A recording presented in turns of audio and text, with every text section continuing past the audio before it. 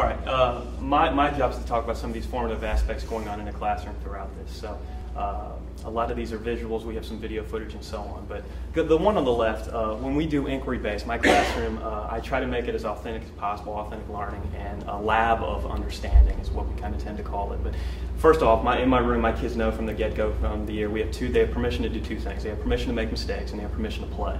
But it's playing with literature, playing with understanding, and so on. So those, they don't lower the standard, I guess, but they allow them to feel comfortable with some mistakes. And I hope in a moment I'll talk about one of those that led to some really cool stuff. The board on the left, what happens is when they're researching, with that inquiry base, anytime we start with a question. The kids have to compose their own questions, something that drives their learning, their understanding for that given day.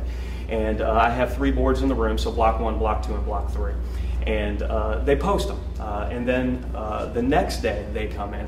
Other kids, or I should say, they would post them and say block 1. Block 2 would come in, block 3 would come in, and they would try to answer some of those questions. So, but what you see up here would be a question being posed and then a linkage of students taking ownership of their own learning. So students would come in then and try to answer that question or alter that question for them. And if I'm using this one appropriately, this is one of my favorite ones right here. Because the linkage of chain, all right? And we talk in my room too that every time there's a question, when you learn that, then a new question should emerge. And the beauty of research is that it never ends. Every time I learn something, new questions emerge from that. So kids would come in, these boards, and I'll show you another example of different ones here in a second.